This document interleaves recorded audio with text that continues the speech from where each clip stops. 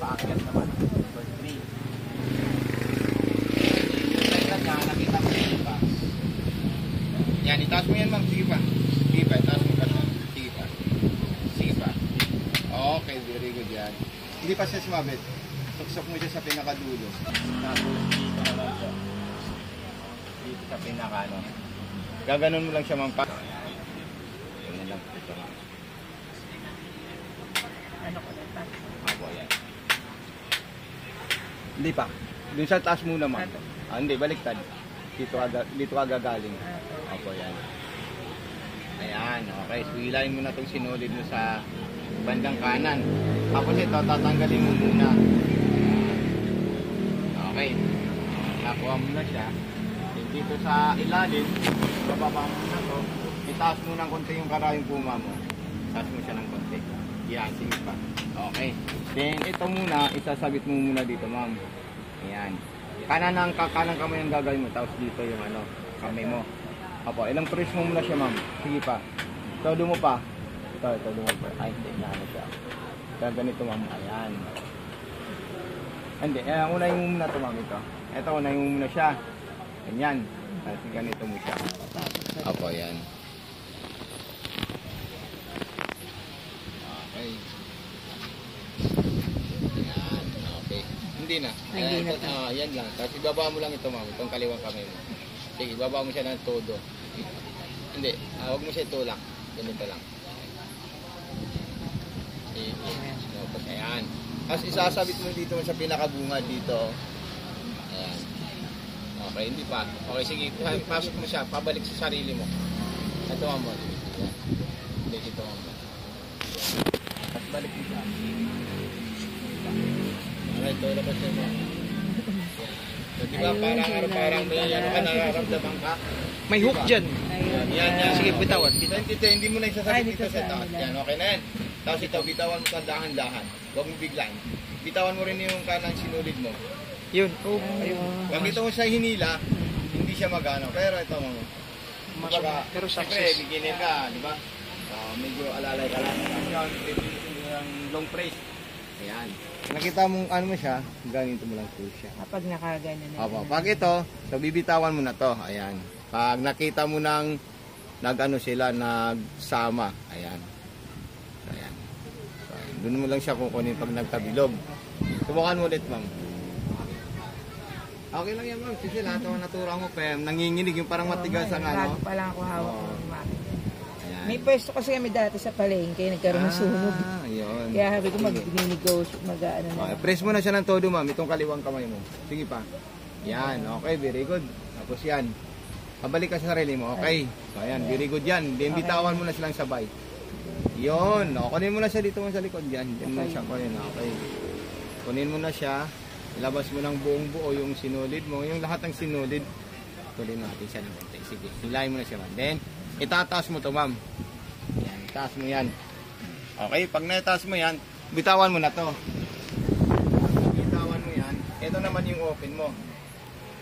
Ito yung open mo. Yan. Hindi, press papunta doon. Yan. Okay, so tanggalin mo na po siya, ma'am. Then, ito, susungkitin mo siya. Yan. Kunin mo na siya, ma'am. Kasi yan yung second step ng paglalagay ng sinulid mula sa itaas at saka din sa bagong. Napa mo na siya, ma'am. Ito lang kukunin mo. Itong buong ano na ito. Kukunin mo. Ito lang, ma'am. Yan. Tapos ilagay mo siya, ma'am. Yan. Eh, may sin ko sa itong full video tutorial. Tapos dito, i-ano mo siya. Isasabit mo dito sa biyak. Papunta sa kaliwa. Doon sa likod doon. Sa kaliwa. Ayan. Mo na siya, ma'am. Ilayin mo siya. Oh, yan. Okay, so, ikutin mo yung bilog, yung malaki. Pahanap pababa. Papunta sa sarili mo. Yan, okay. Kasi ito, hawakan mo ito mamaya. Sige, ma. Mamaya mo na nga. Lakas po. Sige pa. Tuloy-tuloy mo lang, magsasama yung dalawang sinulid. Sige pa. Sige pa, ma. Ayun, di ba? Hilahin mo na to. Itong sinulid na galing sa karain. Sige po, ma. Hilahin mo na po siya. Hilahin mo papataas ka dito. Ayun silang dalawa. Eto, di ba? Pag nakita mo ganyan, kunin mo na po sila. Dalawang sinulid, kukunin mo na po yan. Ayan. Pag Pag nakuha mo na yan, Ayan, sabi na. then ipapasok mo sila sa likod. Sa biyak na to. Di ba may biyak din na ano maliit, kasada ng simulit. Ayan, papunta din sa likod mo. Ay lalim. Hindi po. Dalawa na. Ayan, okay. Then isasarado mo na po siya. Pag isasarado mo, kung ano mga iba't ibang klase nila, lahat ng kailang tatahin mo, may indicator dyan. Halimbawa, cotton. So, ang cotton, nasa number 2 yung ano natin, straight line natin. Ayan, okay. Dito, pipindit. Opo. Ayan. So, number 3, malit na zigzag. Ito siya. Tapos, number 4, yung normal na zigzag, pang cotton. So, pindutin mo siya every month. Ay, din. Opo, yan. 4. So, ayan. Tapos, pindutin mo to. So, mabilis yan para hindi ka maghapol. Ah, ito ang Opo. Speed control. Yan. Yan, pinakamabagal na po yan. Yan. Isang taon kang matapos. Sanay ka na. Pwede mo na siyang ano, Sa isagad una pa lang. yan. Yan yung normal, yung mga lahat ng mga telang mga ganito. So, yan. Tapos, i-stop mo siya. Dito mo mag-stop dito. Ito. Ay, Ito, stop mo siya. Yan. Tapos, yung normal na street line, yung number 2. Yan. So, bababa mo siya sa minus. hindi. Okay, so, pindutin mo siya mag-bottle stop. Yan. Yan yung mga normal na street line. Yan. Kung gusto mo i-atras, long press mo to, ma'am. Matagal siya. Sige. Stop mo na. Hindi na. Ay, Oh, long press mo lang yan. Pag hindi na nasa, ka, ano yun. pag nasa tela ka na, Ayan. apo, yan. Auto lock Sige, ma'am. stage. Pindutin mo siya, panda rin mo siya. Tapos, yan, pindutin mo na siya. Tapos, pindutin mo ito ng matagal para umatras.